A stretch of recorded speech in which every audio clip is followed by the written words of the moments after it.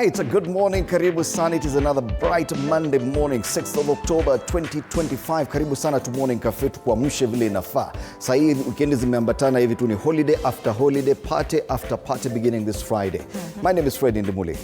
World Day of Prevention of Bullying. Ukiona mtu anakuwa bullied pale whichever, Instagram, Twitter, TikTok, usichangie kwa kulike na kucheka. Prevent bullying. All right. My name is Anne Odida. Na kuna sherehe nyingi sana. It is World Habitat Day today, celebrated by the UN. It is also World Cerebral Palsy Day. Yeah, sasa hizi ni days tu zinaambatana hivi. 80 days to Christmas. Usisahau, 80 days to Christmas. The countdown continues and exactly 86 days to the end of this year. Let's take a look at the headlines this morning. Raila health wars, it is the biggest discussion. I don't know watu wanasema baba amefanya nini. Kama tulishindwa kulinda mama, wacha tulinde baba sasa. All right, Taifa Leo, afya ya Raila yazua gumzo. Habari ile. Daily Nation, Raila health debate stars political scene iko pale juu, but the main story hapa anasema revealed driving schools scandal. They star the good, bad and ugly of plans to sell parastatals. Na bado hapa Raila flies out amid ODM Kalonzo and Rigathi spat over health rumors. It is a big discussion, big talking point. That's a star. People Daily, how Kenya can finally break free from the tribal cocoon. Yes, and once again, Raila Odinga finds himself on the front page of another paper. Matters business, 175,000 companies drop off KRA radar amid crackdown. Wow, wamenda happy, 175,000. So these are the local dailies, and we'll be back to take a look at them in depth in a short while. For our discussion this morning, we'll be having Kathy Rungu, who's a governance expert, and Kipruto Arap Kirwa, who is a former agriculture minister in the Kibaki One administration. Unfortunately, Senator Danson Mungatana would not be joining us this morning as had been anticipated. All right. Let's go to the region and take a look at what's big. The East African drop zone, drones redefine warfare in Africa, and they say armed and unmanned aerial vehicles fly all year round, erasing hiccups that slow battle and changing the conduct of warfare with devastating impact on civilians. And they give a coverage here of South Sudan, Ethiopia, Kenya, Somalia, and Eritrea as well. Drop zone, drones redefine warfare in Africa. Tanzania strikes Kenyans off list of banned traders, and Kenyans have sighed with relief after meeting in Dar's resolve to let them run businesses in the East African state. So ile hasira mulikuwa na kwa jirani mpunguze. Wametukubalia tuingie huko. And friends again, Somalia leader to meet Madobe, that is President Mohamed's move, is a strategic pivot from confrontation to consensus, easing tensions. Huyu Madobe ni ule wa Jubaland. Wanakuwa na shida mingi sana kule. That's the East African. All right, let's now focus in Uganda for a bit, where campaigns for the presidential election are going on, but interestingly, nothing about elections on the front page. Nowhere, not even a mention. Because the main story there, the power fights in electricity sector, it's a blown fuse. The exit of Umeme has sparked tensions between Electricity Regulatory Authority and Uganda Electricity Distribution Company Limited, with each of the agencies blaming the other over persistent outages. Hawa ndio wale wanatuuzianga stima, lakini wanakuanga na outages huko. Anyway, stories on page 4. Uganda Premier League plunges into crisis is another story there. Wanasema resisting change when FUFA President Moses Magogo announced reforms to the StarTimes Uganda Premier League to move away from the known round-robin home and away format. He hoped to be embraced. After all, it came with some money. Well, the league kicked off last month amid resistance from sections of fans along blah, blah, blah. And story mrefu. Vipers opted not to appear for their game. They're not respecting their league fixtures. Yeah, so the Ugandan Premier League is in crisis. No mention of elections, no mention of campaigns. They're coming from a weekend full of campaigns. Hakuna kitu. That's the main paper in Uganda Daily Monitor. Tuangalie kama the New Vision has anything to do with politics. Soldiers grilled over Kawesi Katumba attacks. Probe centers on ADF terrorists and intelligence. That story on page 3. They make mention of election kidogo, but 2026 they say Kyagulanyi vows to scrap PDM. You too? You too. Makerere University knocks out something there. IU, Citizens Manifesto, what Oyam, Pakwach voters want tackled, and winners flagged off to Netherlands, that is best farmers. Kule juu, we see a photo of President Yoweri Museveni, UPDF graduates tipped on modern warfare. No mention of 2026 January election. All right, so campaigns inaendelea huko. Let's see if Tanzania campaigns imenoga zaidi. And we take a look at the Citizen in Tanzania. On the front page of this paper, also no mention of elections. 23 days to election day. 23 days. Ni kama, and there's the end of campaign days, at least 48 hours before the election day. Meaning, Sayama Baksha, about 21 days exact to campaign. But you look at this paper, you would not even know the elections in Tanzania. Gold exports rise to record $4.3 billion, and gold has reclaimed its position as Tanzania's leading export earner after crossing the $4 billion mark for the first time in years, driven by record high global prices and growing investor demand for safe haven assets. Yeah. Hey, this is a rich country. Experts see electricity powering Tanzania's industrial rise is another story there. Alarm of a self-medication using AI tools. Siku hizi watu tu wanaenda wana chat GPT, unasema ninaumwa na magoti hapa, nasikia hapa hivi, unaenda inakuambia fanya hivi, alafu inakupatia warning hapo chini. However, this is not a doctor. Seek medical attention. Enda watafuta daktari, wacha mchezo. ESC Civil Society Summit lists region's biggest challenges, and interestingly, even there they don't make mention of what they did to Kenya, that we've signed a deal anywhere. So it's not there. Even elections, not even a mention of it on this paper. What about Mwananchi? Before we go to Mwananchi, you see this story about AI self-medication. Actually, saw somebody exposing her doctor on TikTok. Daktari ameenda ChatGPT kuuliza science. Oh, unajua kwanza ukienda kwa daktari, umekaa upande ile nyingine akwambia sit down, alafu yako na laptop hapo. Kumbe ana ChatGPT. Ana Google. Mwananchi, Sumaye vurugu hazitaing'oa CCM. Taja siri ya CCM kuendelea kuongoza. Adai vyama vya upinzani vimekosa ubunifu, vipa mbinu 10 kuiondoa CCM Ikulu, ikiwamo kuwa na hoja na sera zenye kujibu kero za wananchi.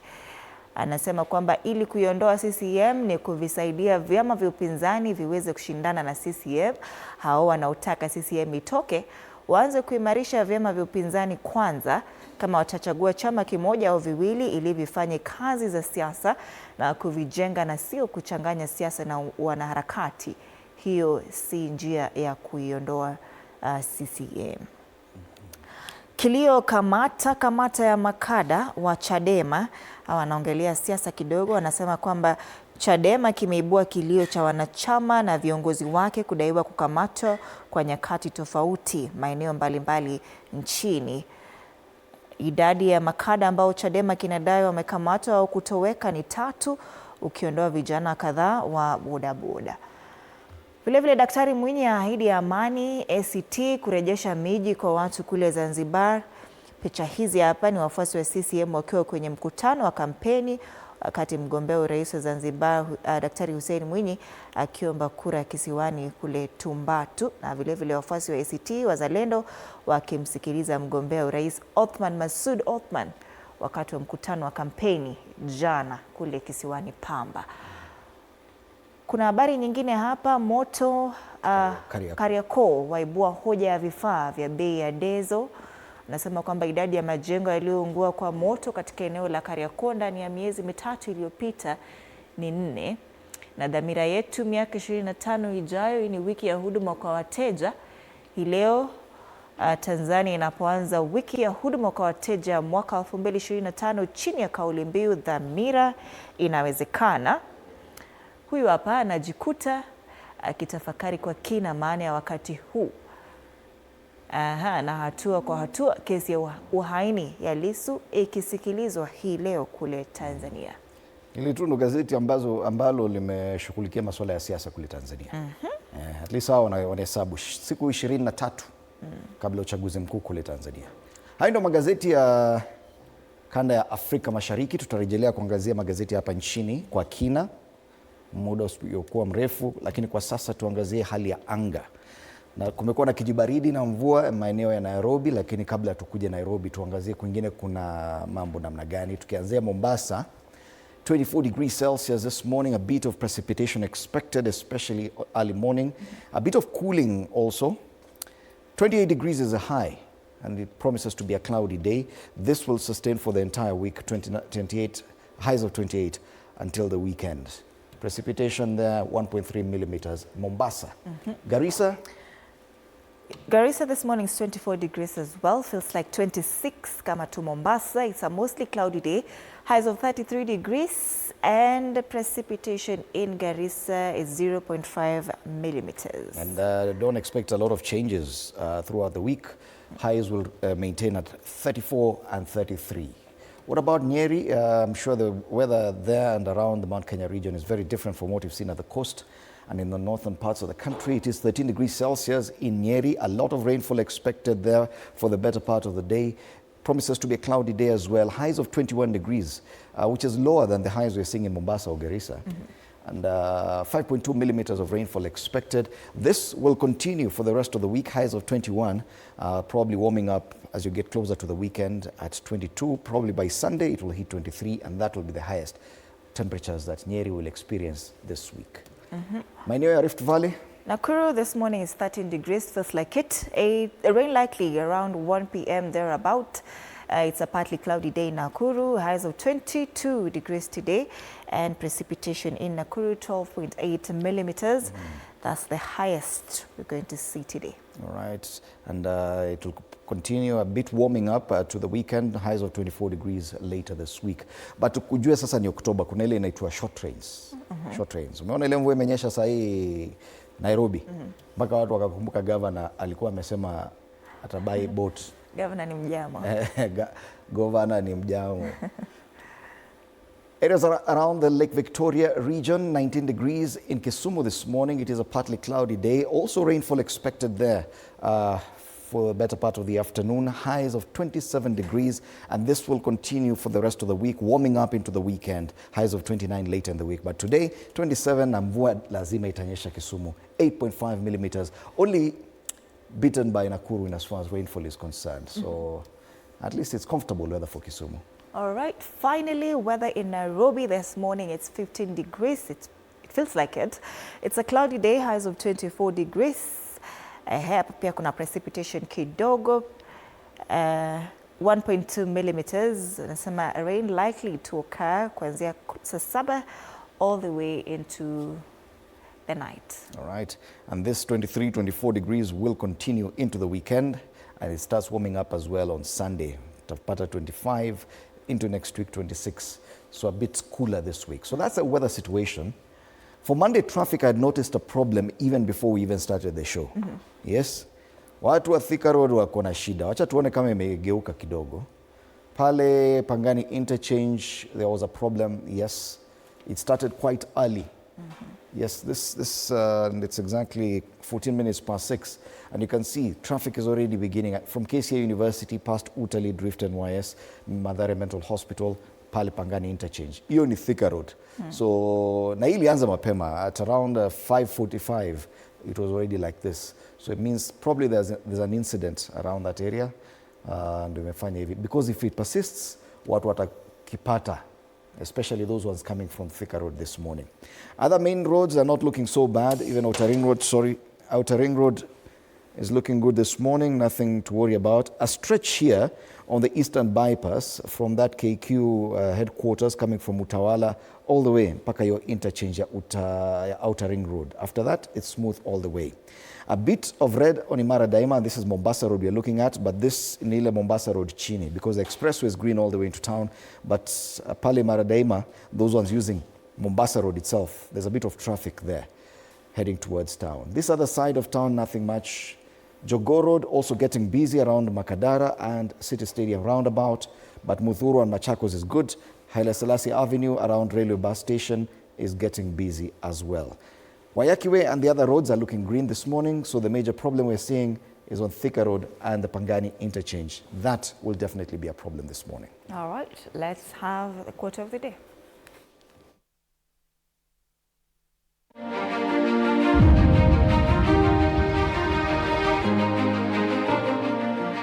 Spread love everywhere you go. Let no one ever come without leaving happier.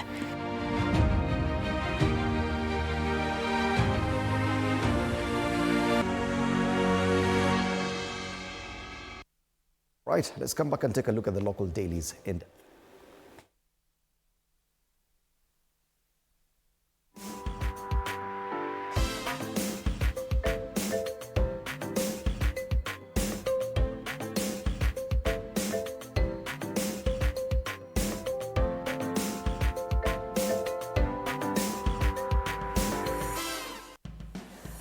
Where is Raila was the headline on the Star on Friday. Ileta shida sana.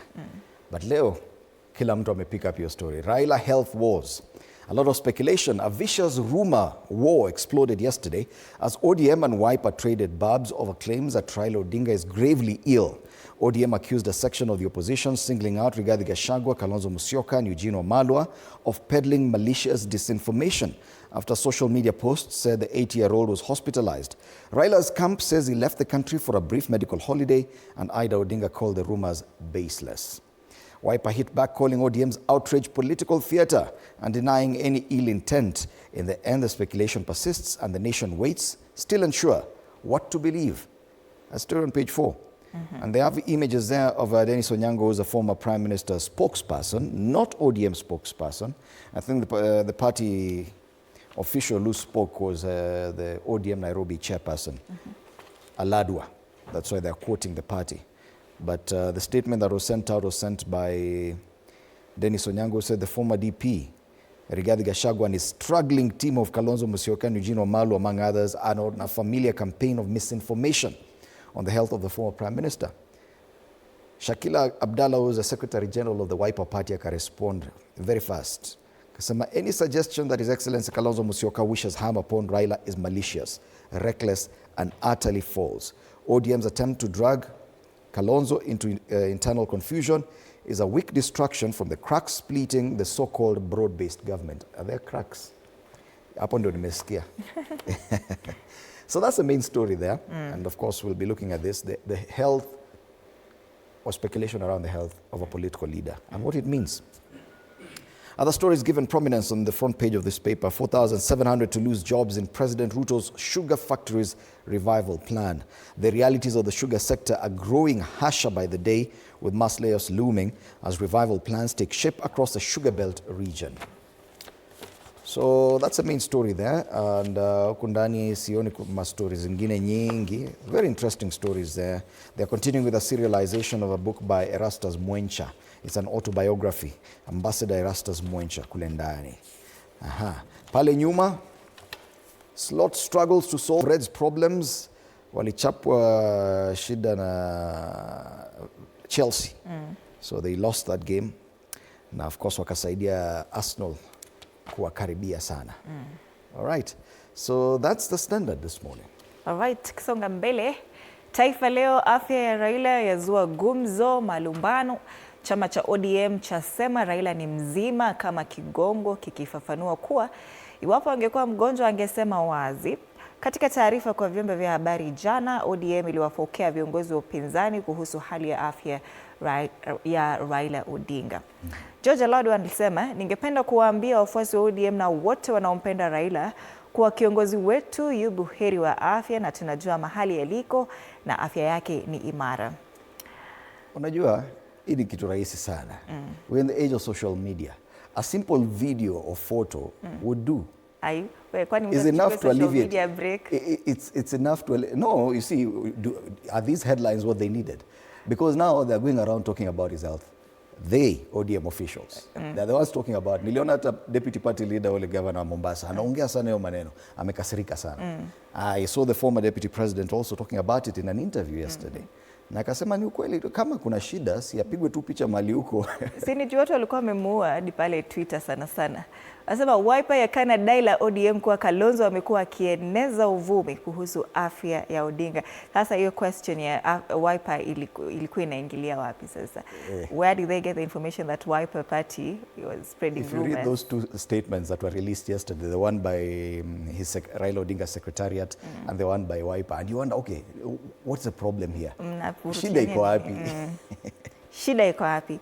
Haya, yesterday was World Teachers Day and they make mention of it, siku ya walimu duniani. Picha hii hapa ni ya walimu kutoka shule mbalimbali katika kaunti ya Nairobi wakihudhuria hafla ya kusherehekea siku ya walimu duniani katika chuo cha Kenya Science hapo jana. Vidokezo zaidi katika ukurasa wa mbele wa gazeti hili. Uhairishaji wa hafla ya ODM ulivyonishtua, ni Gavana Nasir akieleza jinsi Raila alivyomuita Nairobi ghafla. IEBC yamulikwa kuhusu teknolojia ya kura za mwaka 2027, Go Register za voter bado inaendelea, lakini habari hii inasema kwamba hofu imezuka kuhusu uwezekano wa kuingiliwa kwa mfumo huo pamoja na data yake kwa kutumia teknolojia ya AI. Na kila mzazi wa Litein Boys kulipa shilingi 50,000. Jumla ya shilingi milioni 70 kurekebisha vifaa vilivyoharibiwa. 70 billion shillings. Kwani walichoma nini? The whole school, yani inakaa mbaya. Wanalala chini. 50,000 shillings. Unapatia mzazi hiyo mzigo saa hii. Sasa ile mwaka inaenda kuisha. Atafute 50,000 shillings ndio uweze kurudi shule. Hata watoto saa nyingine. Masuala ya spoti kule juu, anasema Chelsea yapandisha ndovu juu ya meza EPL na Arsenal kukaa kileleni mwa ligi kwa anga majuma mawili. Taifa Leo. Right. Habari kuu pale, afya ya Raila. Habari hiyo hiyo iko pale juu kwenye ukurasa wa mbele wa gazeti la Daily Nation. Raila health debate stars political scene. So you can see now those are 3 papers talking about him. That means we have no choice. We have to talk about his health now. ODM leader Raila Odinga traveled out of the country on Friday for an undisclosed mission, with his spokesperson dismissing speculation of ill health and blaming his opponents for spreading the reports. And stories on page 7. You can read more on that. But the big story there on the front page of the Daily Nation revealed driving schools scandal. There's a fallout. There's an investigation into anonymous emails alleging a bribery scheme that has rocked the National Transport and Safety Authority, NTSA. The whistleblower accounts coming shortly after NTSA had unearthed a racketeering ring through which driving schools bribe examiners for learners to pass tests, compromising road safety. Wale ameenda driving, kuna shule zingine nasikia hata ukienda driving hata siku ya test, hata kuna kitu unafanya. Unaingia kwa gari, ukifunga mlango hivyo unaambiwa haya sawa, shuka. Umepita hiyo mtihani. Okay. Examiners, sisemi ni jina gani hizo shule, lakini ziko na wanajijua. Alafu wao ndo wanakuja wanagonga magari za watu wengine huko nje. Read a lot more on that on pages 4 and 5 of this paper. Matters teachers given prominence there on the front page. Wanasema head teachers warn cash crisis hurting exam preparations. Principals say examination preparations are being disrupted by government delays to disburse funds to schools. Yet the CS for Treasury always insists tuliachilia pesa. So pesa ilienda wapi? If Treasury insists they've already released the money. But school principals say they don't have the money. Yet exams are coming. This month actually. KJSEA, kuna KCSE bado inaendelea na wengineo. Hata wale wa grade 6 bado wako na mtihani mwezi huu ama mwezi ujao. Lakini fedha za mashule bado hazijaachiliwa, ama kama zimeachiliwa hazijafika shuleni. Pale nyuma, Victoria's Gor Mahia frets over strike rate. Matter sports on the back page. And that's the Daily Nation. The Star, the good, bad and ugly of plans to sell parastatals. Lawmakers have opposed plans to privatize or dispose state shares in firms. This story has been covered on page 4 and 5, and this photo here is an aerial view of the East African Portland factory in Athi River near Nairobi. Tuangalie ndani wanasema vipi kidogo. They say efforts to privatize or lease state factories and enterprises have over the years faced endless court battles, political interference and resistance from workers. And even so, the government has always insisted that privatization is the most viable way to stop the financial bleeding of those entities. And they make mention of some of them like KenGen and Safaricom, who have turned out as a success story, and the majority like Kenya Airways and several state-owned sugar farms have disappointed. This story is on page 4 and 5. The good, the bad and the ugly of state plans to privatize parastatals. Other stories here, doctors must not prioritize unborn child in medical abortions, court rules. It's an interesting story. It is. Focus must not be on child in medical abortions. Saving the mother's life comes first when emergency abortions are necessary. See, that's how it has always been. Well, I don't know. I don't know, because ideally it should be. The only termination that is allowed is when the mother's life is at risk. And then to save the mother's life, then you can do that procedure, but not to save the child. That's what they say. All right, this story is on page 2. You can read more about it. Doctors performing emergency abortions have no obligation to consider the health of the unborn child, the High Court has ruled. That's interesting. Raila flies out amid ODM, Kalonzo and Rigathi spat over health rumors. Rumors. Mi naona ni kuwekelea. Lakini si apige tu picha mali huko. You see what Museveni does this. He releases a video of him running, jogging, even inside his office. Na hiyo rumor inaisha. Even President Moi, there's a time he missed out, and you see, back in the day, news had to start with the president. So he missed out. There was no news about the president for like 2 weeks. Then eventually he just showed up and akatembea. Akasema nyinyi mnasema kitu kidogo, mtu akipata homa mnasema ameenda. Na rumors zikaisha hapa immediately. Kama ingekuwa Raila, would we be talking about him? If it was somebody else? Like who? Somebody else. Wako wengi. Should we be talking about the health of a political leader? Is it something that should be on our front pages? Do you think it's necessary discussion? I think it is. Sababu Kenyans have been talking a lot over the weekend. About that. So about it is something that they find relevant to them. Yes? Talking about the health of a leader. That's the Star. The Star. Fresh, independent difference. People Daily. How Kenya can finally break free from the tribal cocoon is an analysis. Uko ndani wanazungumzia how Gen Zs coming in to vote could actually change the way Kenyans have been voting and looking at politics, because we've been doing it purely from a tribal perspective or arithmetic. So far they say, okay, fine, Gen Zs probably they will be the ones to end this. So how Kenya can finally break free from the tribal cocoon. Teachers fight for the retention of the hardship pay. That's another story on the inside pages, page 5 of this paper. That's a People Daily. People and politics. Today on Semani Smart Minds. Finally, Business Daily. 175,000 companies drop off KRA radar amid crackdown. And they say, in the year to June 2025, that is reflecting tax cheating and opportunistic business registration for one of ventures such as government supply contracts, and data obtained from the KRA shows that around 442,000 of 618,000 firms in the taxman's register filed annual corporate income tax returns, leaving more than a quarter, that is 28.43% of firms in the tax net, as non-filers. This story is on page 2. Other stories here. MPs propose to cap wholesale power prices at 9 shillings per unit. Another story on page 2. School warn of exam crisis, and teachers from various schools in Nairobi again this photo here as they attended World Teachers' Day celebration event at Kenya Science Campus yesterday. On the ticker, Lake Gas take 2% market share of cooking gas imports. Balubai buys extra 626 million shillings shares in Absa Bank Kenya, and Kenya refinances 129 billion shillings bond at a higher cost. That's the Business Daily. All right.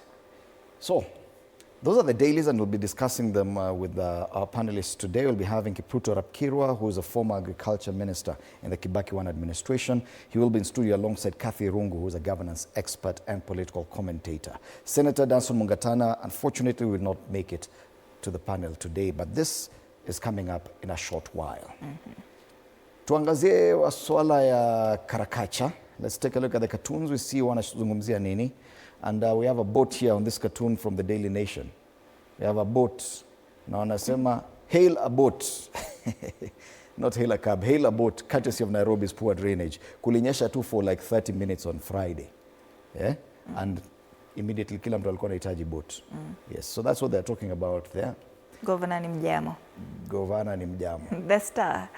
Raila Odinga and Babu Owino have been caricatured here, lakini kuna kiatu hapo, and I think this is kutokana na hizo health speculations za Raila Odinga, and people have been saying, oh, Babu Owino ametosha mboga ku take over. To fit in those shoes. Yeah. The shoes look very big though. Yes. In case anything happens to Raila. So he's caricatured here saying, see, the online people have spoken. But this cartoon seems to suggest that those people who are supporting Babu Owino are only online. They're not on the ground. They're not real guys. Wanapatikana tu online. Kwa mitandao. That's a cartoon on the Star. Yes. Here the Standard mimi sikuielewa. Sijui kama umeelewa. Kuna askari pale ameshika OB. Huyu ni police IG. Lakini hapa ameshika OB, hapa hajashika kitu kwa shadow. So are you saying the OB doesn't exist? What exactly are they talking about here? Interesting. Okay. That's a cartoon on the Standard. Yeah.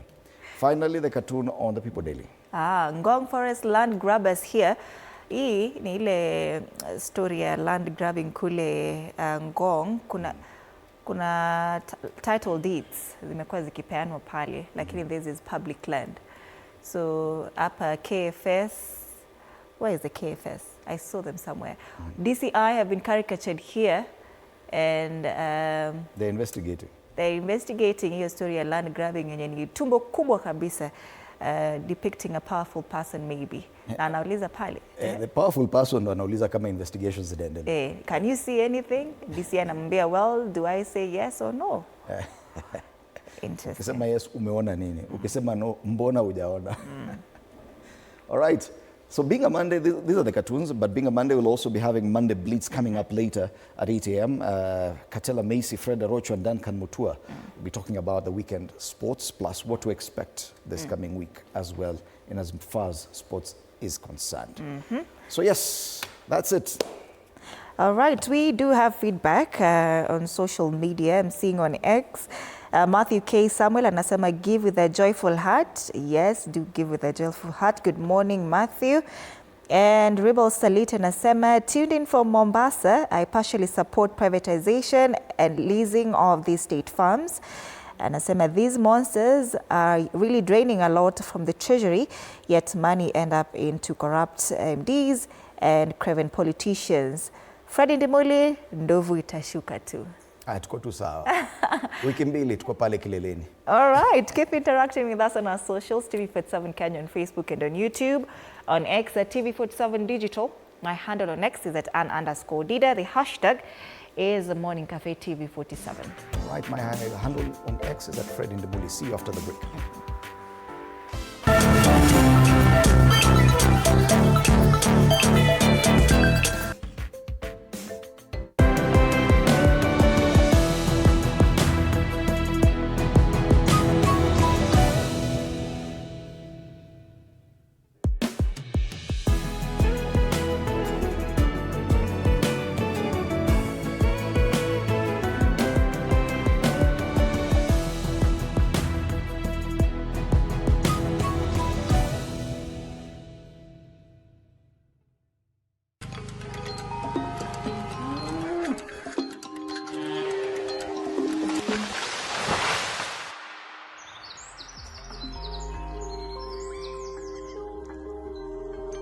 Our world is changing every day, and so should we, for the better. Each week, we tackle the big why, the question that should be on everyone's mind.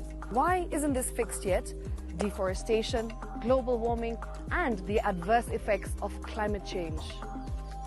The future isn't just something that we inherit, it's something that we create. Join us on The Green Fix as we tell the stories of those who refuse to give up.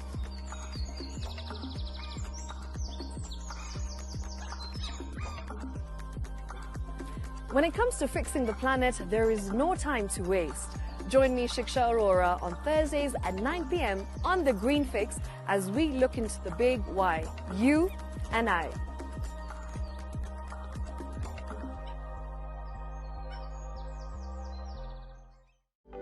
For comprehensive information and education on your health, Body Garage is here. Don't allow anyone to pluck out your good tooth as long as it is strong and stable. Cancer doesn't start today and you get the symptoms tomorrow. By the time you pick it or the time it is manifesting in you, probably will be there about 5 to 10 years. The eye is the window to the rest of the body. Don't forget to stay hydrated. And of course, you at home do take your water. So the ultimate test is actually you check your urine. Your urine should be clear. Clear like the water? Yes. Should be able to see the other side of the urine.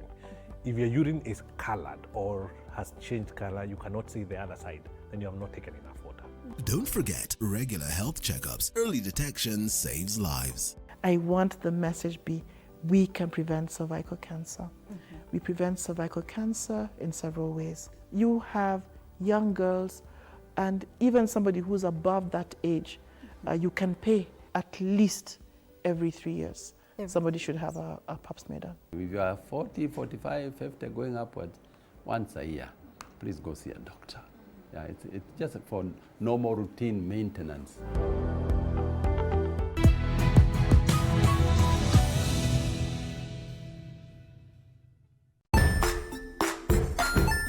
Hey there, friends. Welcome to Kids on the Block, where fun and imagination come alive.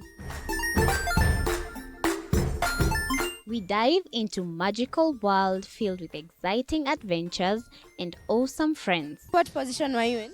I was number 2. What position were you? Number 1. He decided to cross the bridge by his house and look for food on the other side.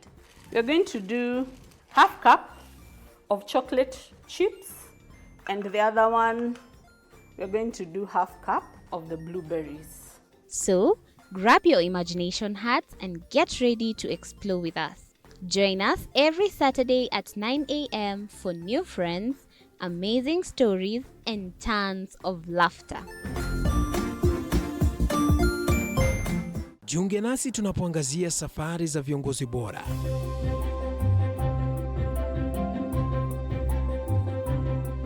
Kutoka kwa ushindi mkubwa hadi masomo magumu. Wakati wetu kwamba wasichana si wa kusoma, ni wa kuolewa, ng'ombe ipatikane, wazazi wakuwe watajiri. Tunashughulikia yote. I wish I were a better investor. My parents taught me how to look for things for myself. Tazama Mfahamu Kiongozi, ambapo kila kipindi kimejaa maarifa, mikakati na hadithi za kukuza azma yako. For me to succeed, I have to fight. Kila Alhamisi saa 1:30.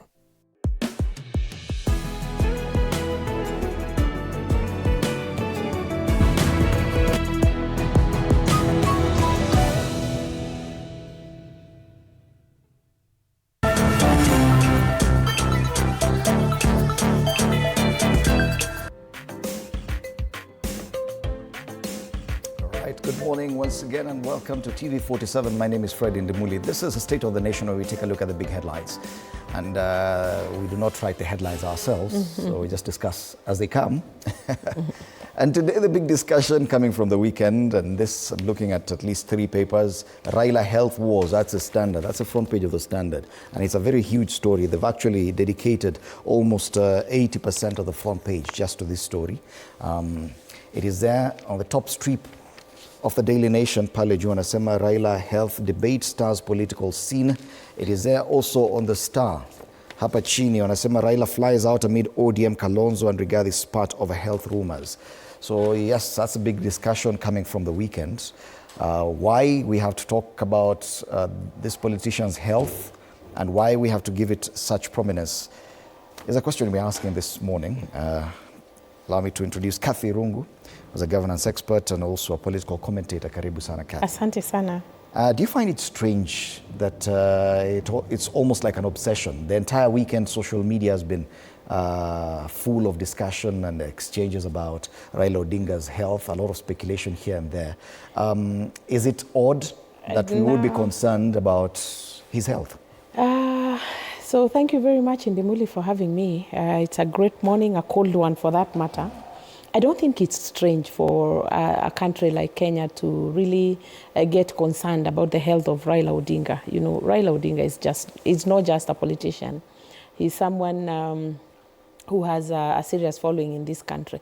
But then looking at his this whole debate about his health, I think a couple of issues have been blown out of proportion. I mean, why it has now turned out to be a political issue or political altercation between the two groups, the united opposition and the Raila Odinga camp. I don't think that is necessary. But then, I don't know whether you've been observing him in Ndimuli. This gentleman who has a lot of vigor and you know, comes out as a very, very strong person. You can really tell that he's really kind of not under weather, but he's slow. He's slower even when he walks. Apparently his brain and everything seems to be working pretty well, but his body is quite frail. So maybe there's speculation around that. I saw recently when he accompanied the president to some meeting and he could barely walk, and I saw some members of parliament hold his hands and all that kind of a thing. And maybe one of the things that the people or the handlers of Raila Amolo Odinga need to think about, is it time to give Mzee a rest? You know, allow him to take a rest from politics. And not just politics, but active politics for that matter, because he's a politician, so he will always do politics. But maybe it's time he took a rest from active politics. But then when you think about the things that have been said about him, I think it's only fair that we wish him good health and pray for him. He's given us the constitution. He's really struggled to see this country move forward to where we are, especially on matters constitution. So let's all pray for him. Let's wish him well. I believe he will come back to the country strong and ready to continue with his duties as he has always executed. He's definitely an octogenarian. He's over 80 years old. Yeah. Yet we've seen leaders across Africa who are older than him and still very fit, so it's not time to dismiss him yet. But the angle it has taken that now it is fodder for political banter or political exchange, that is what I'm so concerned about. I think and the party, his party himself, his party ODM and officials of the party, even talking about it on public fora, and you wonder, should that be the way? No, it shouldn't. I think this is where my Archbishop Muheri of the Archdiocese of Nyeri said that we need a bit of political hygiene in politics, because this is really a personal matter.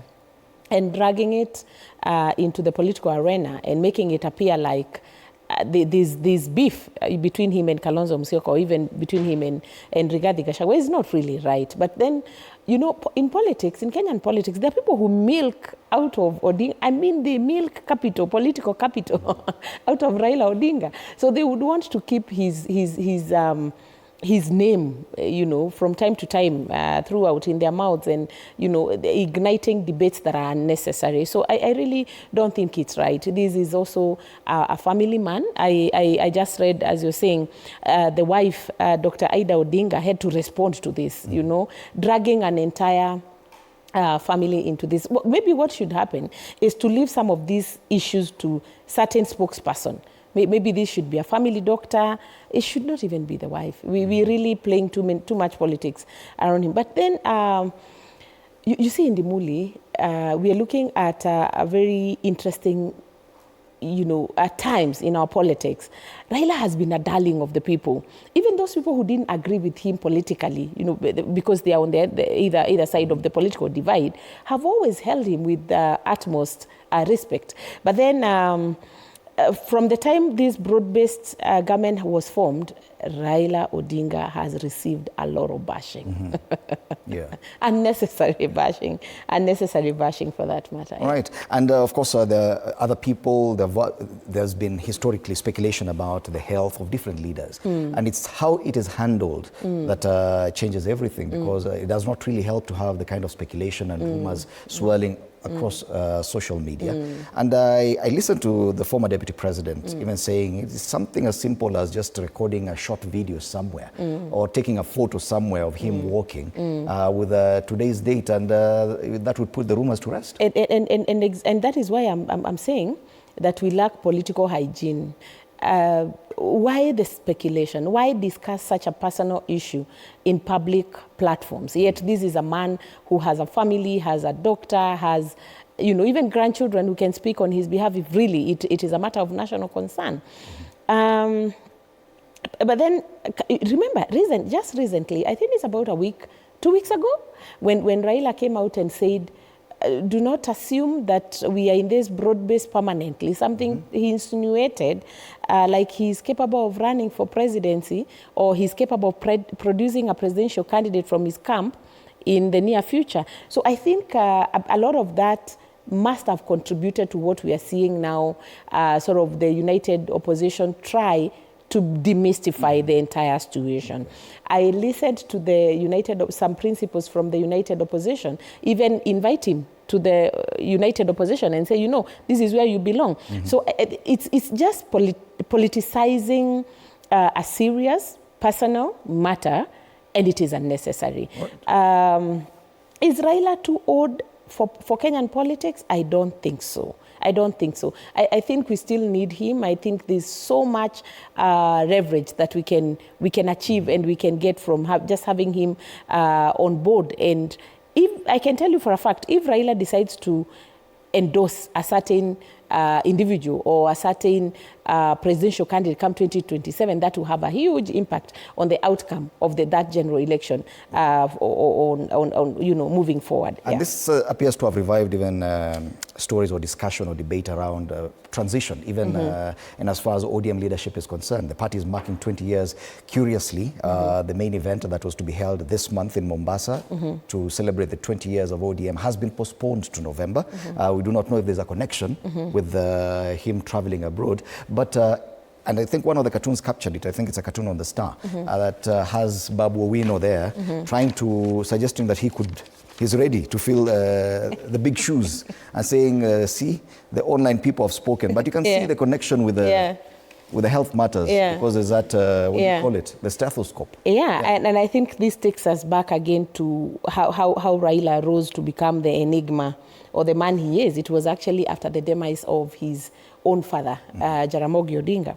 And I think from that moment to now, he's not, he's held the mantle, so to speak, and he has not handed over to any other individual or any other politician from that region. But clearly, of course, not just speculation, but it is a fact that Babu seems to be the only leader from the Luo Nyanza who is commanding the kind of respect and clout that Raila has always enjoyed. So I think that is what the cartoon, I observed, and I don't know whether you saw this in Demoli.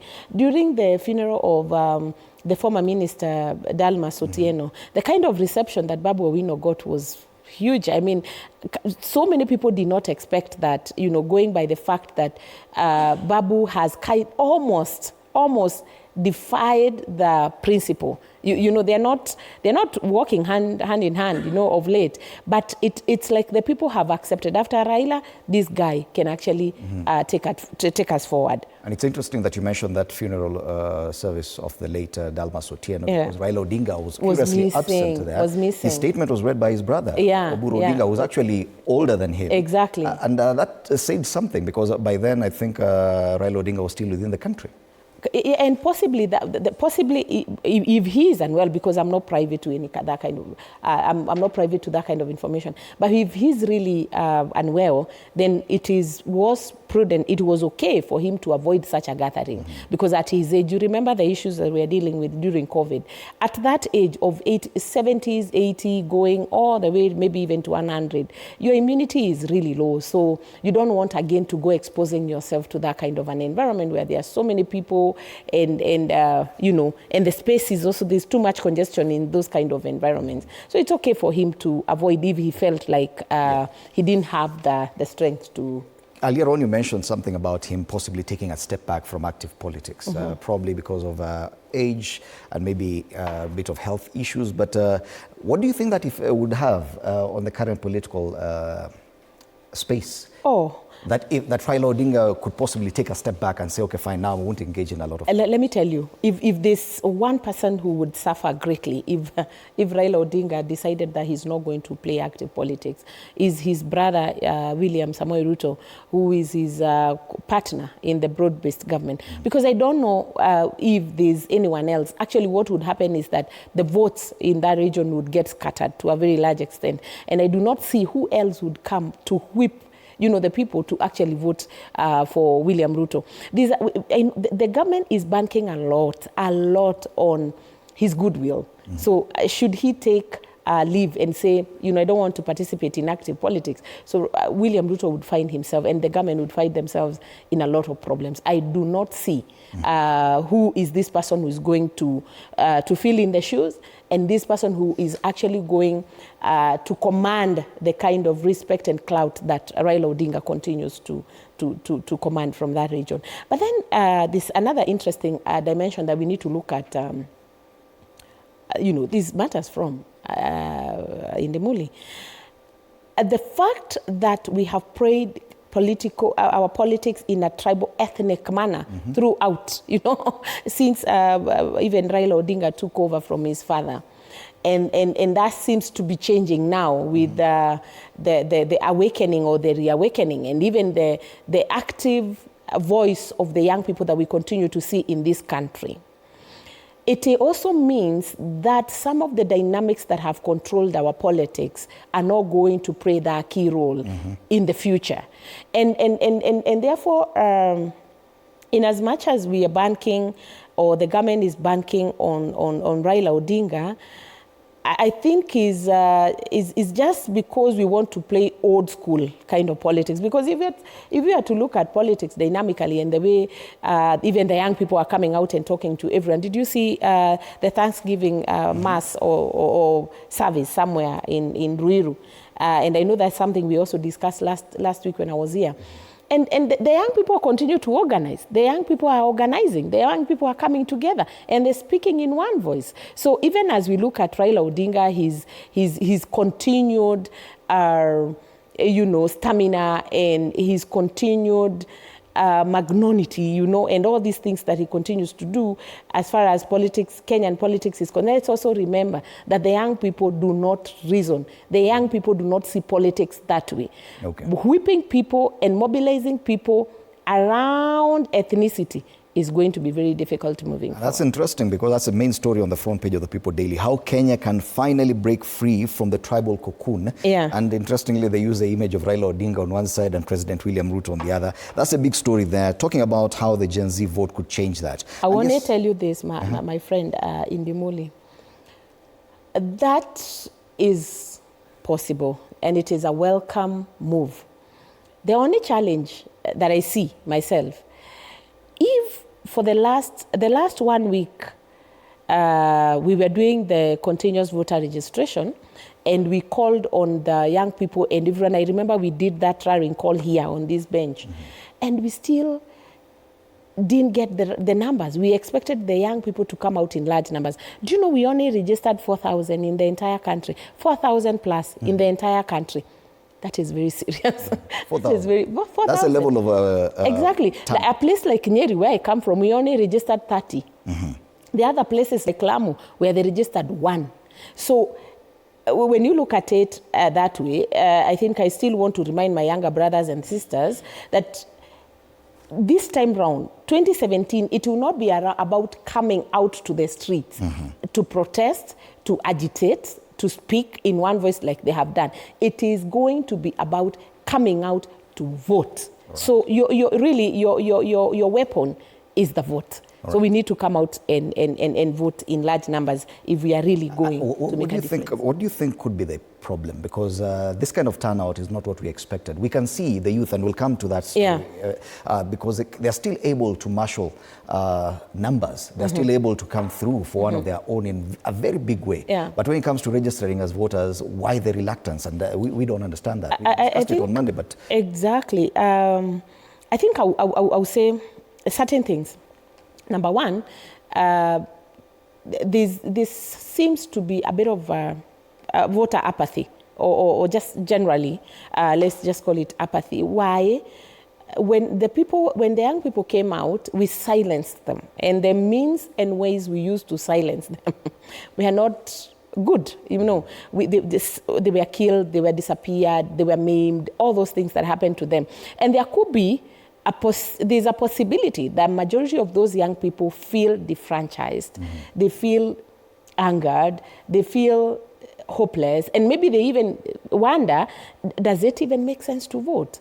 So I think that has actually contributed, one. And mine, to remedy that, or even my call to the young people would be, we know, we feel you, we understand. And it is painful. What you went through was a very painful experience, but all is not lost. Because again, if we say that because of that, the young people will not come out to register as voters, what we are saying is that we might as well be agreeing or endorsing the wrong leaders in the next general election. So it is very important that the young people get their voters card and come out to vote, in the course of whatever. The other thing that could have contributed, let's agree that we still have a huge number of young people who are sitting for their KCSE, not KCSE, I mean grade, the high school, the end of high school exam. It's still KCSE. KCSE, still KCSE. And those young people are still in school. Most of them, I know they have their IDs. I've been engaging a couple of them, but they can only go to the registration centers after they are done with their exams. So again, we might see an increase when they finish their examinations. All right. But you remember, there's something, just a quick one.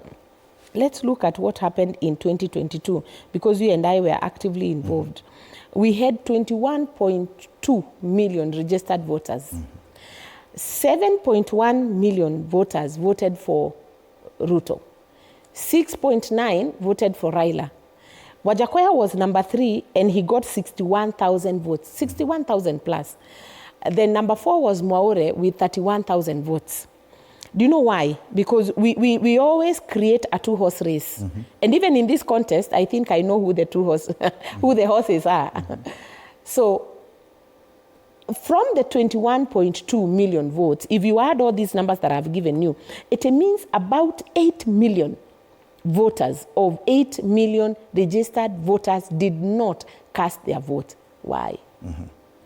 If you engage a lot of young people, they say, Kathy, we looked and we saw the two options that were presented to us. And the two options were either William Ruto Gachagua or Raila Odinga and Martha Karua. And they didn't feel represented. Most of them, and it is the young people who didn't vote even that time. So if we look at those numbers, really, we don't want the same to be repeated in 2017. Right. And the question on the front page, or rather, whatever the People Daily is trying to analyze here, is whether or not Kenya can actually break free from the tribal cocoon. And the biggest suggestion there is that the Gen Z factor is the only thing that can actually bring to an end that. So unless they do register, and this is a discussion we'll continue with after the break, the continuous voter registration exercise, why the Gen Z vote is key. And even the president was talking about it. But let's take a break. When we come back, we'll drive that conversation towards that direction. You're watching Morning Cafe.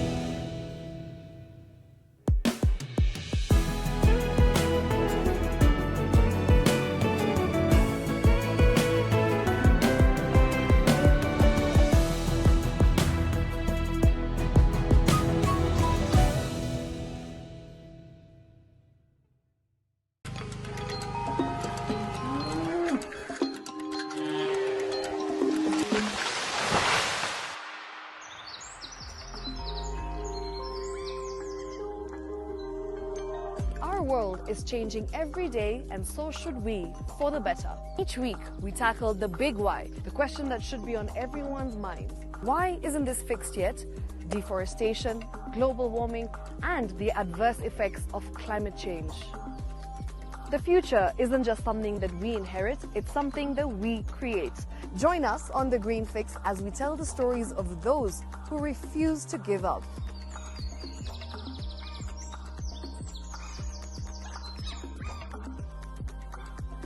When it comes to fixing the planet, there is no time to waste.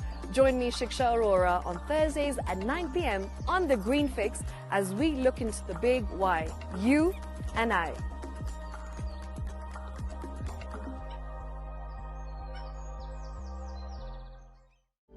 For comprehensive information and education on your health, Body Garage is here.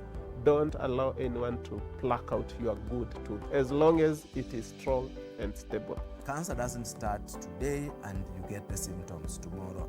By the time you pick it or the time it is manifesting in you, probably will be there about 5 to 10 years. The eye is the window to the rest of the body. Don't forget to stay hydrated. And of course, you at home, do take your water. So the ultimate test is actually you check your urine. Your urine should be clear. Clear like the water. Yes, should be able to see the other side of the urine. If your urine is colored or has changed color, you cannot see the other side, then you have not taken enough water. Don't forget regular health checkups. Early detection saves lives. I want the message be, we can prevent cervical cancer. We prevent cervical cancer in several ways. You have young girls and even somebody who's above that age, you can pay at least every 3 years. Somebody should have a pap smear done. If you are 40, 45, 50, going upwards, once a year, please go see a doctor. Yeah, it's just for normal routine maintenance.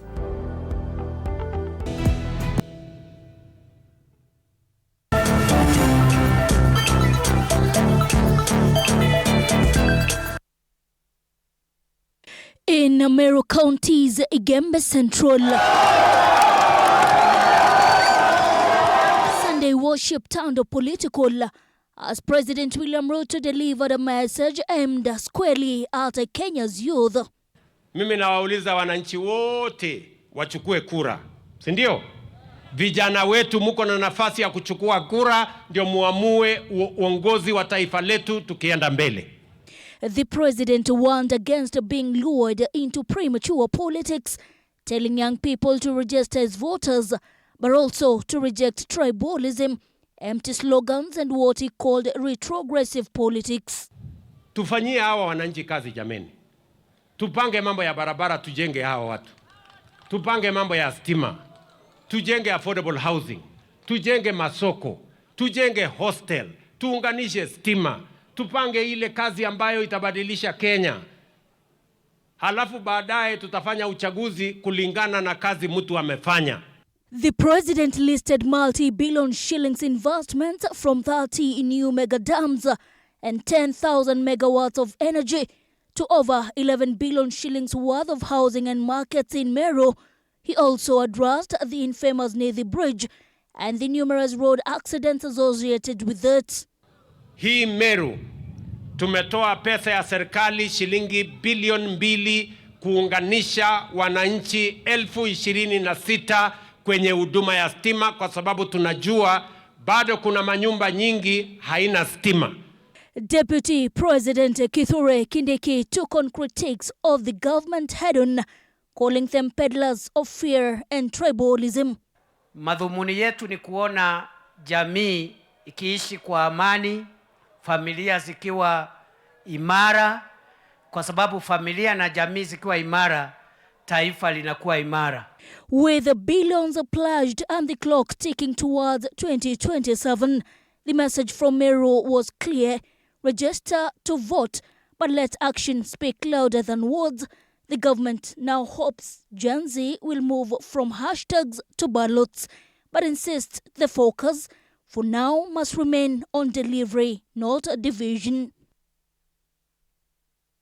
Yes, indeed. And the president went on to say that, to tell the youth that even as they register, they should be very much aware that that vote will only count in 2027, not now. Seems to suggest that he understands that this Kenyan youth were looking for quick wins. They were a bit hasty, that they expected things to happen very quickly and that they lose patience very fast.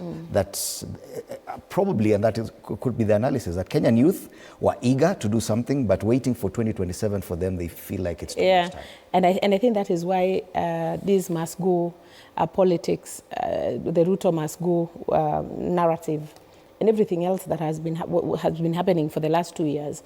No, 1 year actually, 1 year and a few months now.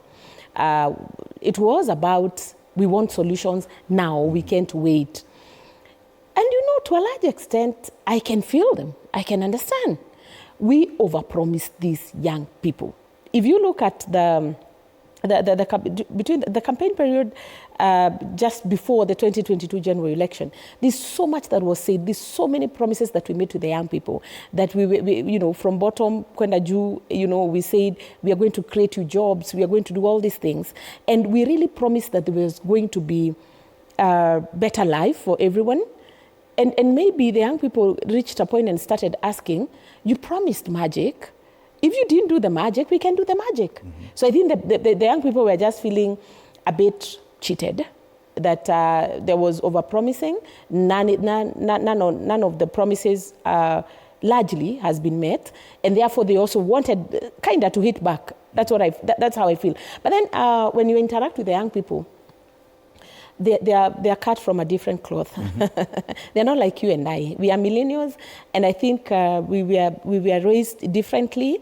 We were raised in an era where things were not happening that really quick, and we also came out of school at a time when we were graduating from universities and colleges. We really knew that there were no jobs, but we were lucky because there's some, you know, like President Mwai Kibaki created an environment where people could actually help themselves.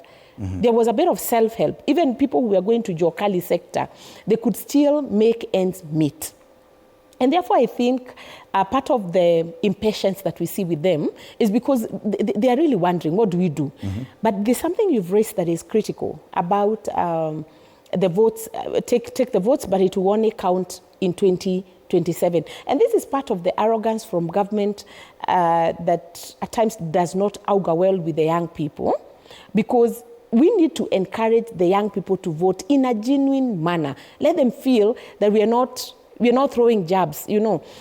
For the president to say that it won't matter, it will matter in 2027, I think is also is not a very good statement. The thing is, we need to encourage them without conditions. Do you feel like such statements could discourage of young people from registering as voters? In fact, you're simply, it's a political statement. It's like taunting them. Yes, it's a political, it's like the way they throw jabs at each other. You know, Rigathi Gachagua will say this, then the president will say this. Raila Odinga will say this, then the other one.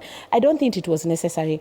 But then, I know we didn't get that part of the clip, but I feel that there's an attempt from both sides of the political divide to endear themselves to the young people.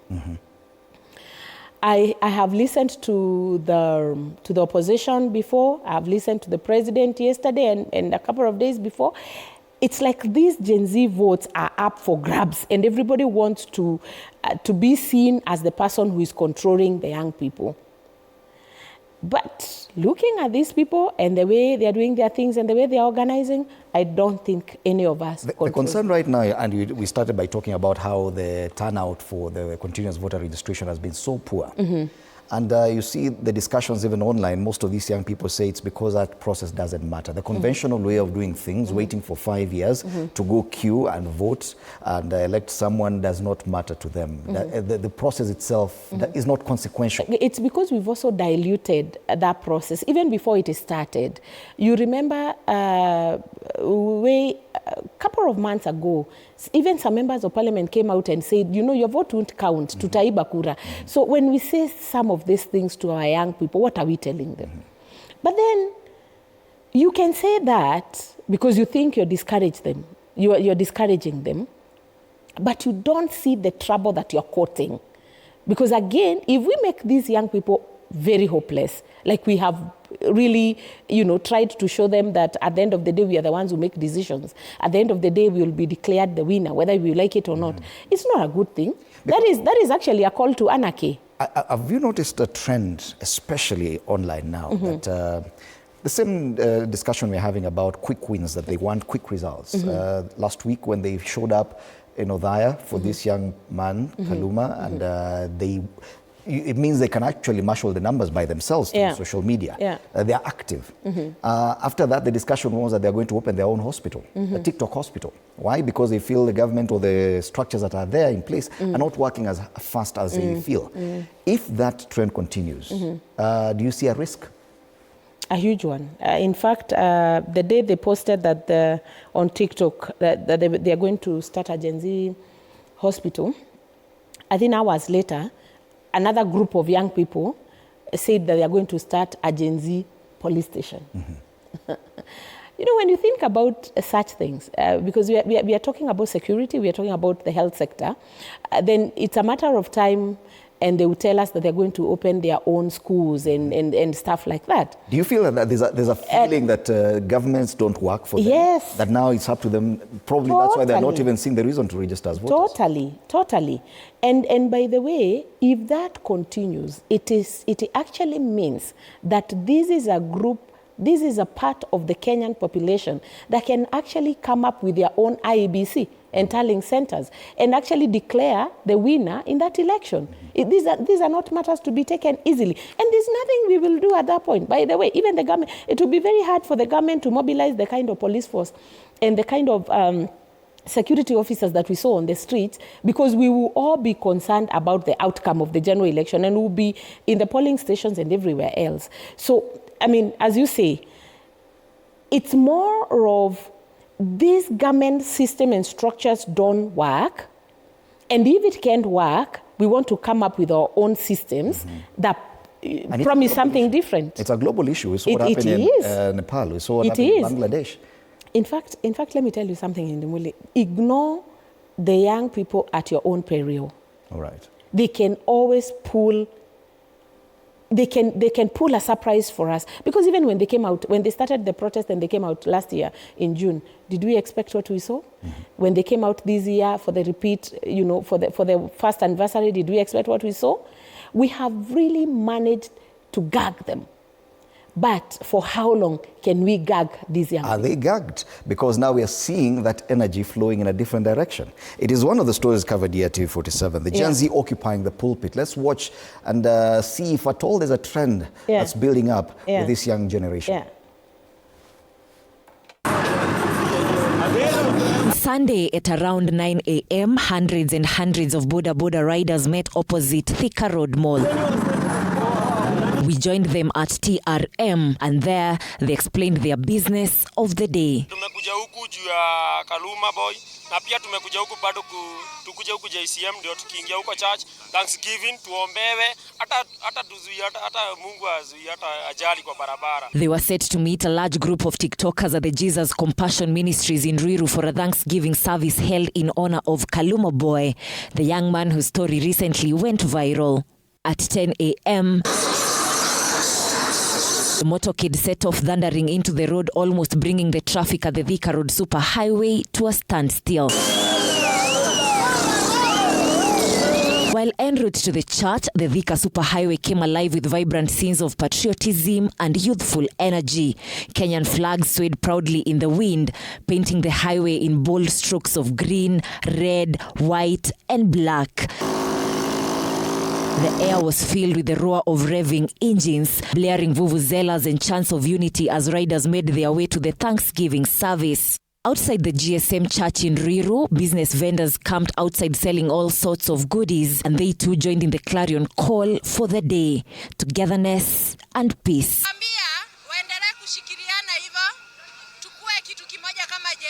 When we finally made our way into the church, the energy was electrifying. Hundreds of youths armed with flags, vuvuzelas and smartphones massed themselves in worship. Minutes later, Ndovi culture made its special entrance into the church. Congregation cheered as the riders rode all the way to the front of the pulpit. And in this news-making service, they all rose and sang the national anthem.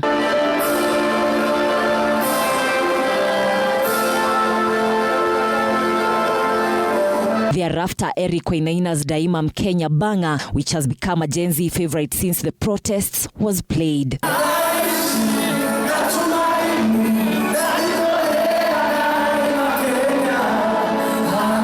Presiding Bishop Bien Kengei opened the service with prayers and thereafter continued to send a message to the telecommunication companies.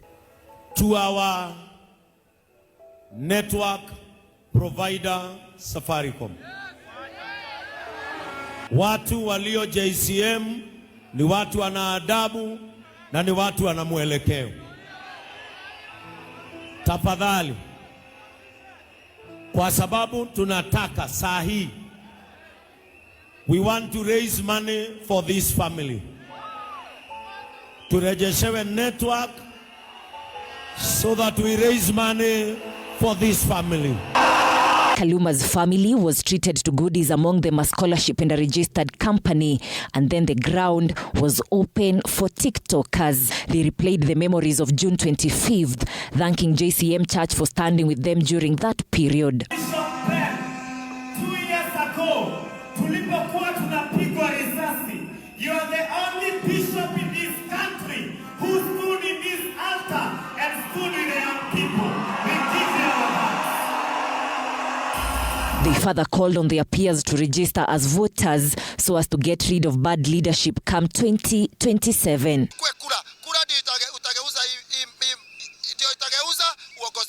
So tuko hapa pia kuambia vijana wetu, please Gen Z, TikTokers, tuchukue kula. Street imetumaliza, imetushinda.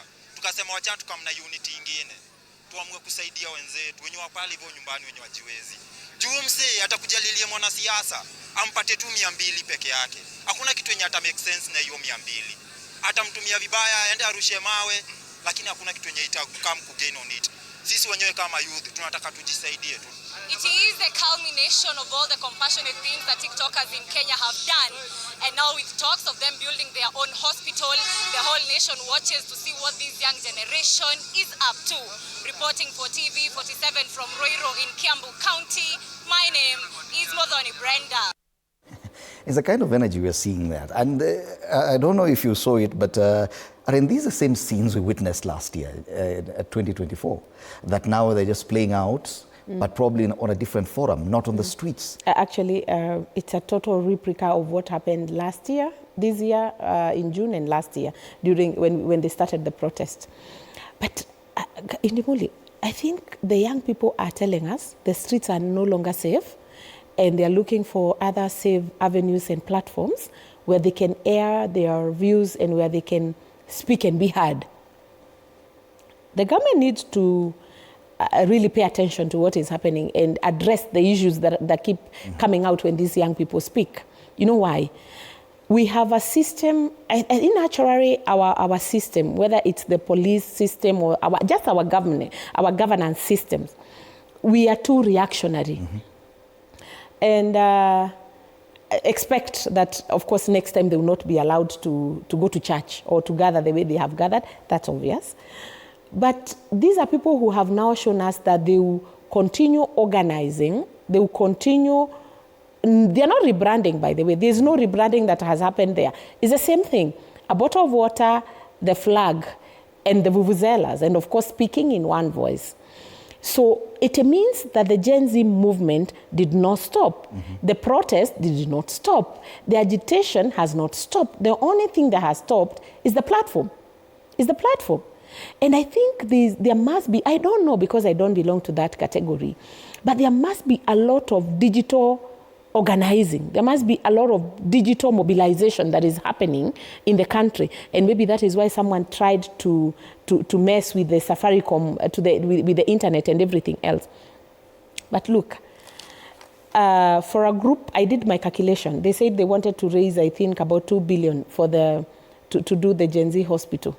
And this conversation again started because of this same young man called Kaluma, because his father has been bedridden, has been sick and all that.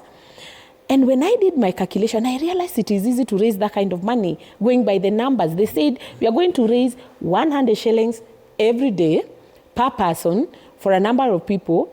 I think, was it even for a week? They don't even need a week to raise that kind of money. Their mothers, their sisters like ourselves will come out and support them. Because if SHA is not working and we can have another hospital that is running and service delivery is there, why not? Why would a politician sit comfortably looking at that and feel that I can actually control them to support my politics? I actually don't think, I don't think politicians are sitting pretty, looking at them and ignoring. Politicians have been caught off guard. off guard They for have a no second clue time. what to do with this. No, no. It's just like the 2024 Mandamano, the finance bill Mandamano, is the same thing. They have come out again, they have started organizing, and you know this thing is so spontaneous. Inaanza hivyo tu. We saw them last week, they went to Odhaya. You see, now they're in Nairobi. Thousands of people. Now they're in Nairobi. Expect to see something like this now in Kisumu, in Mombasa, in Nakuru. But it says something. The political class has had over a year to actually try and understand what happened in June when they were protesting about the finance bill. Yet the solutions that they provided, for example, the broad-based arrangement, does not seem to have given these people the solution. It doesn't address any of these things. However, let me tell you something in Demoli. It addressed the uprising. When the broad-based government came, it scattered the mission. You know that time, the youths were just going to the streets, you know. And the moment these two individuals, both William Ruto and Raila Odinga came together, you could see that there was really total interference in the way the youths were organizing and everything. That is when we saw goons, you know. The Gen Z come to the streets, then they meet with the goons, and then they are beaten. It's just a change of strategy. It's a change of strategy, and I give it to them. These guys are really sharp and organized, you know. Do politicians learn? I think that was your question. In Dibuli, do you know why politicians don't learn, especially the old school politicians? Because they are used to doing things the same way, and that way they've been doing things has been giving them results.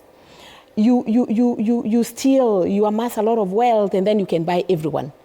Even the young person from your constituency, if you're a member of parliament, or even the young girl, the young boy next door, who is brilliant, has gone to school, has got something that they can bring to the table, ideas that they can share with the people and all that, you actually render them useless. And you don't even listen to them because you have the money. And perhaps what the politicians have been doing all this time is also, besides ensuring that these people do not contribute in the political, because they don't contribute in the normal political way, or rather in the normal political situation in this country, they are unable to contribute meaningfully. Because even when they come out to be elected, they cannot be elected because it is them versus billionaires, millionaires, people who are going just to ensure that hakuna mahali wataenda. Right now, these people have not just becoming of age, yeah, but they have also they know that their fate, if it is left to the politicians, and it is the politicians calling the shots and managing everything from now going forward, the future has been stolen from them. And that is why most of the time when you listen to them, they will throw names like Dr. Fred Matiang'i. You know why? Because this is a person, they do not know, they might not understand a lot of political machinations, but what they know is that this is a person, he was at one time the minister for IT, and this is what he did. He was the minister for education. That is the time these guys were in school, and this is what he did. He cleaned that entire system. He was the minister for security. So for them, it's about delivery. For them, it's about a performer. And that has caught most politicians off guard. We saw what happened in Nepal. That by the time they were overthrowing the government, they already had someone in mind, a former chief justice, and said that is the person we want for this transition. So the issue is that even in the Kenyan situation, they could be having an idea of who they would want to be the leader. It's only that they don't see like the conventional way of waiting for 5 years to get them elected will work. Do you see a disconnect here? And is there any possibility that we could, in one way or another, reverse what we are seeing now with the younger generation? Two things. It is true. You know, the young people, by the way, kuna kitu nimekuwa nikijiuliza in Demoli and I've not been able to get an answer. What's this beef that the Gen Zs have with their fathers? Have you asked yourself that question? If you read all the things that they say, the statement that they make, they seem to be raising an issue about fathers.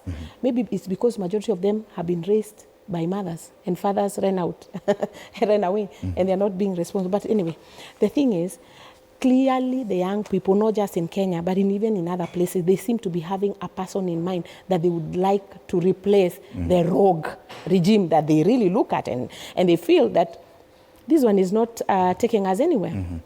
So for the Kenyan case, I strongly feel that the young people came out and spoke clearly that that person is Dr. Fred Matiang'i. How to get him there in the Kenyan system, I think, is just through the ballot. It cannot through these other ways of maybe overthrowing the government. They have tried that and it failed. And in fact, as a mother, as a young person in this country, I would really hate to see what I saw last year, where so many of our young people were killed. So overthrowing is not the solution. The solution here is let them arm themselves with voters' card. Let's go to an election. And that is the only way they can now put or endorse and give us the person they have. And my question then was, how do we turn around this sentiment, general sentiment that the conventional way of doing things doesn't work? It's only 23 months to election We need day. to instill hope. We need to inspire hope in our conversations. And this actually calls both, it's a call that I'm making to both the government and even the people in opposition like myself. We need to inspire hope. All is not lost. And we cannot, like we said earlier, you can't come out and tell us that mtake msitake tutashinda. That's a very bad, and I said it's a call to anarchy, because you're telling these people whether you have your votes or you don't, it doesn't matter. Now, on this other side of the opposition, we have to keep encouraging these people and encouraging the young people to come out in large numbers, register as voters. But that is not enough, but also produce and give them a better choice. Right. And while you were speaking, Kipruto Rapkirwa found his way to studio. Waziri, karibu sana and good morning. Waziri. Yeah, thank you. Kipruto Rapkirwa is served as a cabinet minister in charge of agriculture in the Kibaki-Wan administration. You found us just looking at the kind of result we've seen so far in as far as the turnout for the continual voter registration. Very poor turnout recorded last week. The Gen Z that we were expecting would be very quick to ensure they get the voters card do not appear as enthusiastic. Yet, we see them engaging in other activities, coalescing as young people, coming together in support of one of their own. We saw it last week in Othaya. We saw it yesterday again in a church here in Nairobi. And what we were trying to examine with Kathy here is whether or not these people, this younger generation, have found a way, now that they seem to feel that the government does not work for them, that they found a way of expressing themselves, and they're even suggesting that they should open their own hospital. Well, it's very interesting, but first of all, let me apologize. The traffic was a bit confusing, especially between Westlands and here. And of course, around Kiambu Road, it was almost in double traffic moving towards town, and the rest of us were waved out of the way. I've always been lucky to have come early. So let me apologize to Kenyans and to you, Fred and Kathy, for this unfortunate situation. But let me say the following. Kenyans, I've not lost hope in them, because usually we are the last minute people. Perhaps they're still adjusting. Some of them are still fighting for their IDs, and we hope the government will be able to expedite the process of issuance of IDs so that young people have a chance to express themselves in the next 2 years on the choices that they want to have as their leaders. Because you see, let's not look at the presidency alone. Let's look at all the positions, from the MCA of the area, the member of parliament, senator, and also the governor. So at times you may be actually focusing on the presidency when there are so many positions that affect you. If we are talking of 15% that ought to go to the counties, that is money that makes a lot of difference. As you know, Fred, during the past, we hardly had even 5% getting to the county. I remember the last term that I served in the people of Cherangany constituency, about 100 million go to them. But for the 15 years that I had served them, they hardly had more than 10 million going to the Cherangany constituency from the central government. This therefore means even CDF alone, before even devolution, is good enough to make sure that money is devolved from the center. So I still have hope that Kenyans, and I still want to urge them, that the best way to change government, the best way to change the leader that you have, is first to register. Don't tell us that you don't see anybody among those who have expressed interest in the presidency. or any other position, whether it's at home or here. Because it is important that you have the card, you have registered as a person, and therefore you can express your desire to retain the same person or to change the person. Yeah. Yet what we were looking at just before you came in was the fact that it would appear this younger generation want to do things different, that they do not have a lot of confidence in the conventional way of doing things, waiting for 5 years to go to an election. They want quicker, more urgent solutions. We've seen that in Nepal, we saw that in Bangladesh, we've seen that in other areas of Africa, and probably the younger generation in Kenya are hoping for a quicker solution. And trying to convince them to take a vote and wait for 2027, they're finding that a bit too long a period. Yeah, you know, it is very important for us to realize this democracy that we're expressing in Kenya is something that started many years ago. In Greece, then it went to London, then America. Now in Africa, it is less than 100 years, because the oldest country, apart from Sierra Leone, that was a country that got independence 1847, the rest of us started in 1957. And therefore we are about 68 years, of course. It started when I was born. Not that I was so important, but it happens to be a coincidence of a kind that this democracy we are dealing with is only 68 years old, the oldest among the new nations. And yet democracy in the rest of the world started 1648 in Westphalia. When these countries have been voted for 30 years, they said, okay, let us agree that collectively we'll defend ourselves and none shall interfere with the internal affairs of any other country. What am I saying? The democracy that we have in Africa is an imported product, and therefore Kenyans, young people, have a right to say our way of looking at things is different. Remember, in the same constitution that we are talking about, 2010 constitution, we have said we have a clause that allows us to recall our member of parliament. But we made a mistake not subscribing how that process shall go, that an act shall be put in the laws to allow us to say, how do you recall? Now you are telling the monkeys that you have to design the nature of the forest so that you get exposed. No, members of parliament will not do that. And you can see we are dealing with almost 15 years or more of the same members of parliament going around because they don't want to be recalled. And that is what the problem is.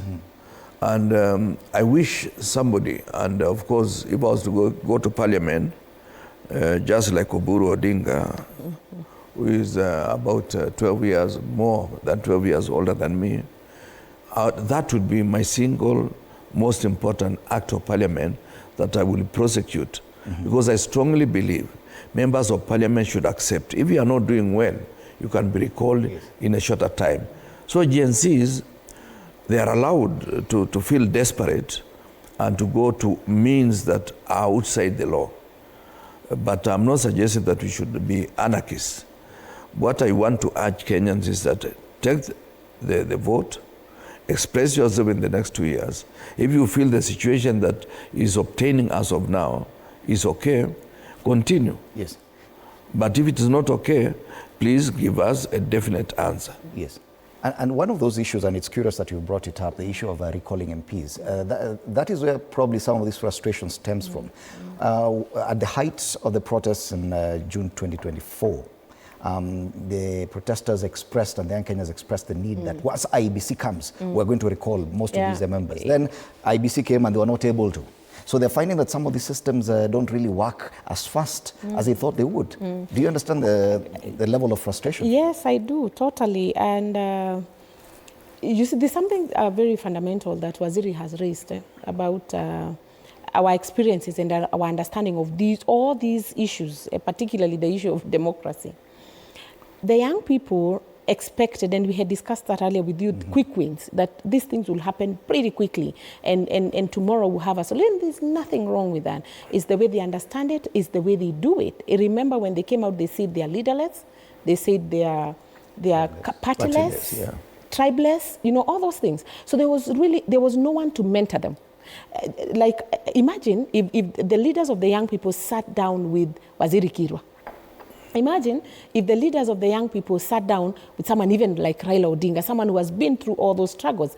I'm sure the outcomes would have been different. But I also know why they looked at us, the older generation, and thought, no, we don't want your support, because we know that you subscribe. Maybe they thought we subscribe to different kind of values, and maybe we might slow them from achieving what they really wanted to achieve pretty quick. Now, I told you that the Gen Zs have kept, there's a bit of a mutation. They've changed the strategy so many times. The first time they thought, or they came out and said, tunawangoa. In fact, they told us, kufa nderefa, kufa makanga. Then he said a little bit after the frustration, after the killings, the maiming, and everything else, they thought, okay, we'll wait for IBC. And by the way, if you remember, they had even started recalling. They had started the process. Yes. They had started collecting signatures specifically for Esther Passaris and so many, even in my constituency, Madeira, they had started recalling the Member of Parliament. But how was that received?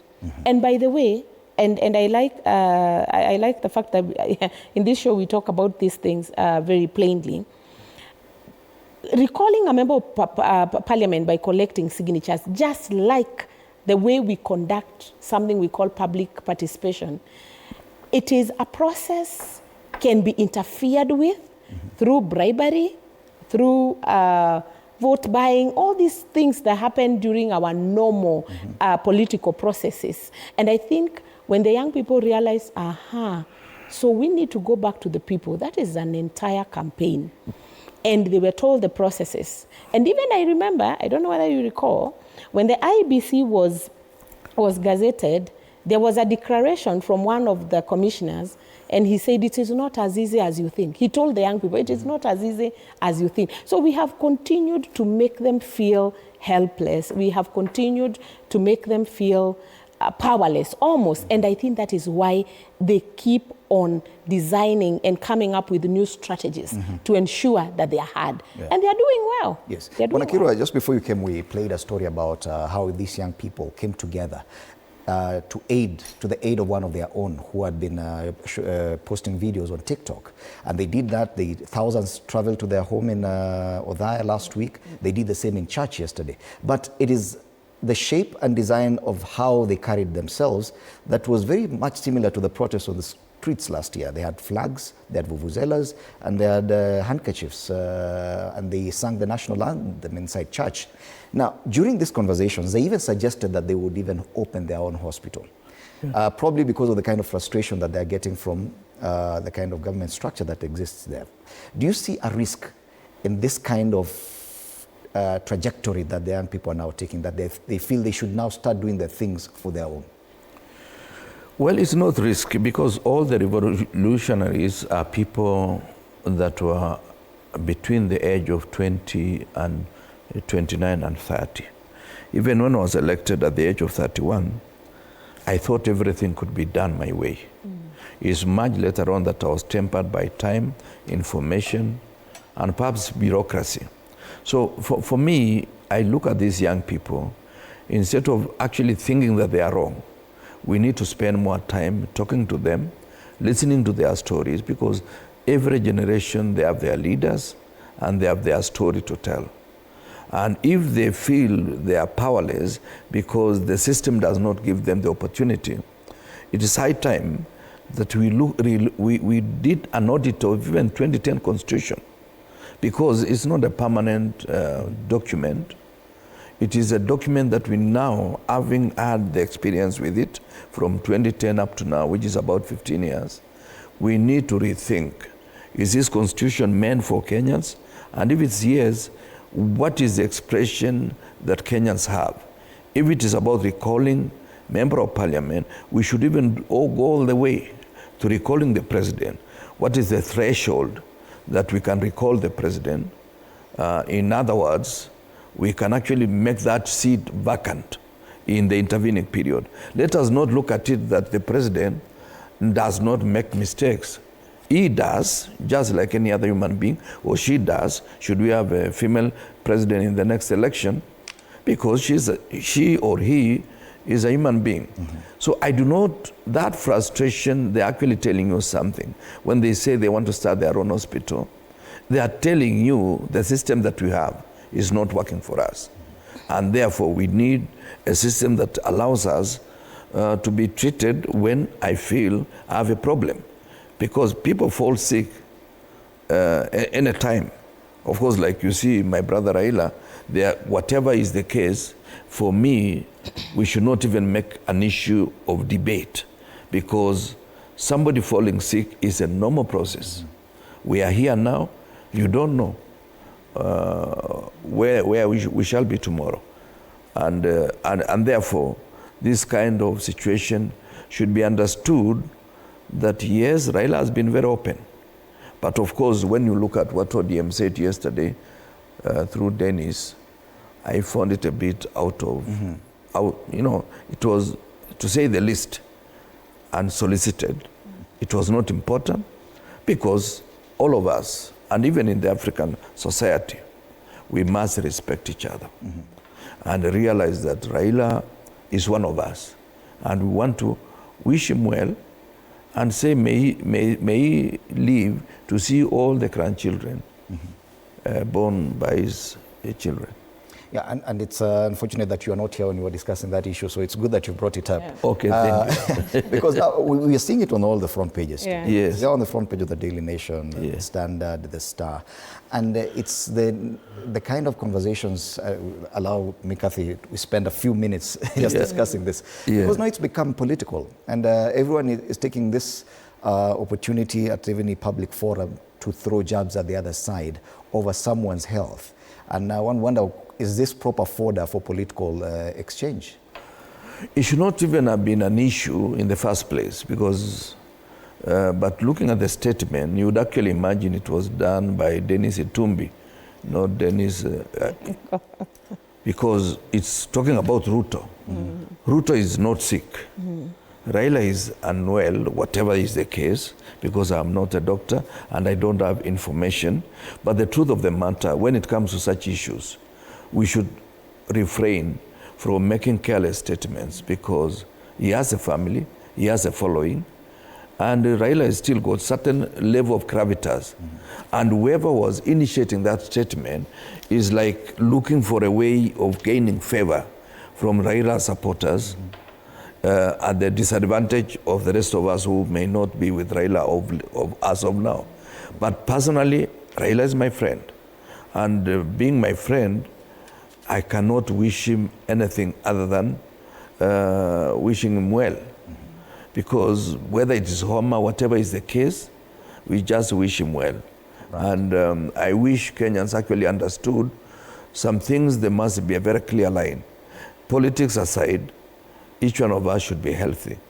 Otherwise, if you wish your fellow Kenyan not so well, it is akin to what I see, that when you are a farmer, and you know, Fred, I thank you people that you invite us here. When you are a farmer, it's like you are devoid of ideas. I see it in Tanzania, and I see it in other developed countries. It is said that even Obama made more money outside the presidency by just making public statements and publishing his books even after the presidency. But here in Kenya is that when you are, and I thank God, William will be 60 by the next election, because he's the one who has been doing what we call ageism. He said definitely the president will be under 50 when they are campaigning in 2013. But he realizes now he's above 50 and he's going towards 60, because he's the single most important person in creating propaganda that does not exist. All right. Even at times, William should not be blaming us. He should blame himself for painting some very clear picture of hope without actually thinking on how to achieve that hope. All right. Yes, indeed, it is a big discussion, and it's good that at least you've got an opportunity to talk about that as well. Now, as we come to the close of the show, and there's the issue of now what we're talking about, the challenge of getting people to actually register as voters, and right now it's vested squarely on the IEBC.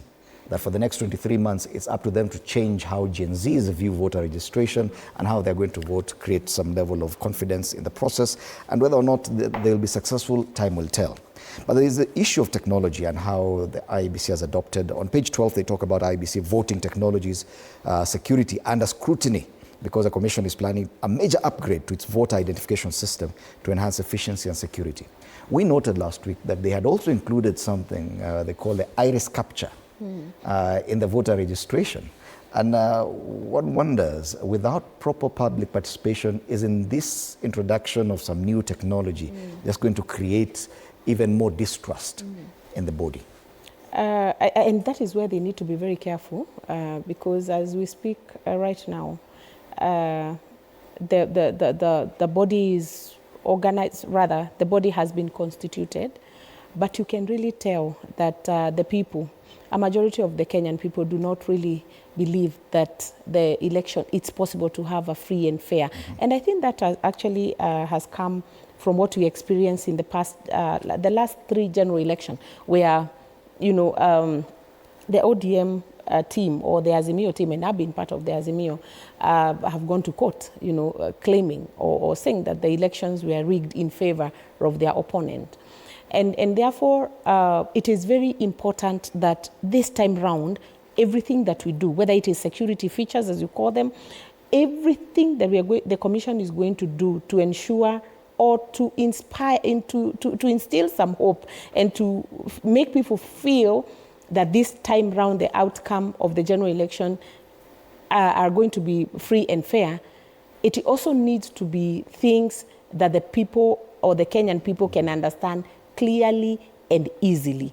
Otherwise, we are just going to have another case of a Kenyan going to court, stopping this from happening, then a delayed election, more suspicion emerges from that, and it is not helping anyone. It is also important that the Kenyan people, especially the young people, understand that the continuous voter registration is an ongoing process. It's not something that has a deadline. It's not something that will start this month and then end of October. We are not doing it. No, we need to understand. And this is where now civic education comes in. Unfortunately, most of our politics and the way our politicians engage is by heckling and making a lot of noise. So we have very limited time for civic education. And if you look at this country, in the past, all the elections where we had desired, the outcomes that the people desired was as a result of civic education, was as a result of really engaging the people and making the people understand. So this noise needs to stop. Even what you have just mentioned about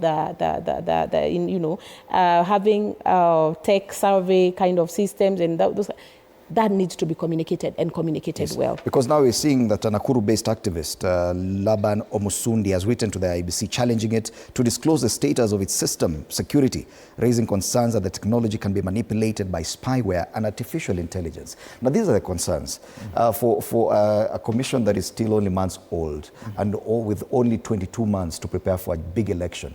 However much money we throw at that may not necessarily be helping them. There's definitely a problem when it comes to building trust between the Kenyan public and the IEBC. Will we get it right? Wanakiwa.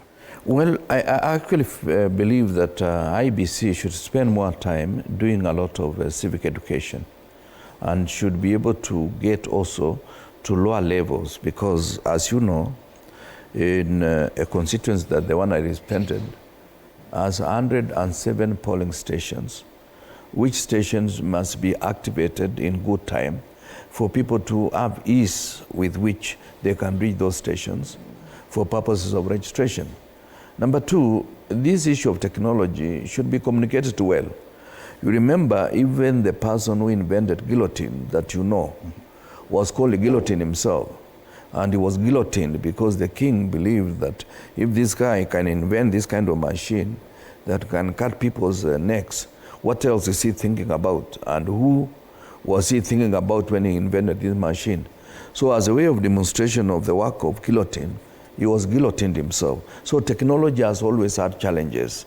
And even when we started with the issue of M-Pesa here in Kenya, which is now international phenomenon, some people do not trust that how do you send money from Nairobi all the way to Trans Nzoia, and somebody goes to a place and receives money that came through SMS kind of situation.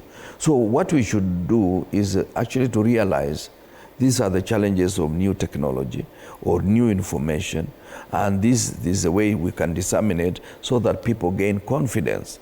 Remember, people have been complaining. They say the election that was seen to have been free and fair is at the beginning of time in 1963 between Kanu and Kadu, and in 2002 between Kibaki and Uhuru Kenyatta. The rest of the elections are doubted whether they were free and fair. And the margin has been very small, either 150,000, 200,000, like the last general election. Whatever the manipulation that was done, we do not know. But so what are we are staring at the situation where we need to build trust among Kenyans. Apart from that trust, we must also build some level of credibility to the election process, such that even in future, you don't need to have an ID, you need to have, what do you call it? Voter's card. Voter's card. Once you reach the age of 18, you should automatically become a voter, so that you present your information, and once they verify that this is so-and-so, like Catherine Irungu, then you are allowed to vote. And that information should not even, don't talk about Form 34A, should be transmitted immediately to the center, so that we can know by 9 o'clock we know so-and-so has gotten 1 million votes. By 11 o'clock we know so-and-so has so many votes. In that way, if we can trust that we can transmit money through electronic kind of process, why don't we build a system that you can trust, that I don't have to go register as a voter. Right. Once I'm a registered citizen of Kenya, I'm already qualified to vote for whoever I want. And we avoid also situations like what the Kenya Kwanza has been doing, that okay, for the first time, we are allowing Kenyans from certain regions to register. Because, you know, Fred, unless we say it clearly, this provision has been to protect the integrity of Kenyan citizen. And if you have to be a Kenyan citizen, there are certain processes, either by birth, by assimilation, or by registration. Because even my county, called it Trans Nzoia, before you are registered as a citizen, there must be verification because we share a border with Uganda. And also people like Kajiado, Narok, they share a border with Tanzania. So it's not about us discriminating about the Somali citizens. But it's all convenient for William Ruto to say that, because for him, he wants to look that he's doing things afresh, that nobody else has done, that for the first time. And at times when I listen to that, I say every person intelligent enough must realize they have also their internal limits. Right. And I can see we only have 2 minutes to exit the studio, so I'll give you a minute each for your final comments. Now, the solution that the IEBC has gotten is to spend 61 billion shillings just to try and improve on the technology. But will this new technology boost confidence in the Kenyan voter? Final comments. I think it's a matter of wait and see, and we wish them well. Credible elections, free and fair elections, are good for a country. I mean, we can avoid all the chaos that come with, you know, a situation where one candidate feels that their win was stolen, and that has been the case for the last 15 years or so. And that has also contributed to to the agitation that we continue to see even now. And therefore, having credible election, verifiable, just like Waziri is saying about the Form 34 and everything else, is very, very fundamental for our country. But I think we continue, personally, I continue to wish Raila Odinga well. If he's unwell, I am not privy to any such information, but going by all this, what we are reading in the papers, he could be unwell, and therefore we wish him well. We respect him. He is a man who has stood for this country, and therefore it is our turn also to stand by him in prayer and even in believing that he really deserves the best just as a Kenyan. Let's forget about our differences as politicians.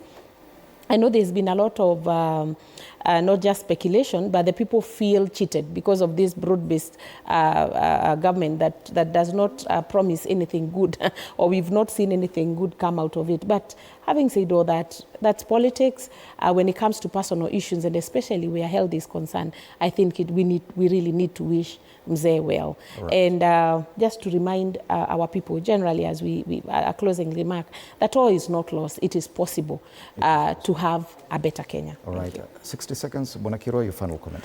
Well, I have a lot of hope in Kenyans, and I know the decision they will make in 2027 is going to be a decision that nobody will fault. I just pray that every Kenyan must express he or herself when it comes to that particular time. And I will still urge young people, and even those who might have, for some reason, registered in a center they don't feel that they can make a difference, to transfer their ballot, their votes to the station where they feel they will be expressing all the decisions from the president to the MCA.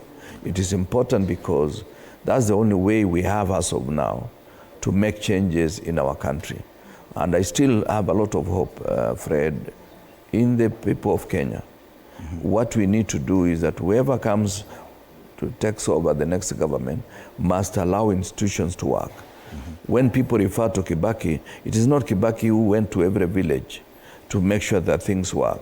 He allowed people who are charged with those responsibilities the freedom to make decisions and make mistakes, and also the opportunity to correct their own mistakes. That is the only way that we can ensure that this country makes progress. All right.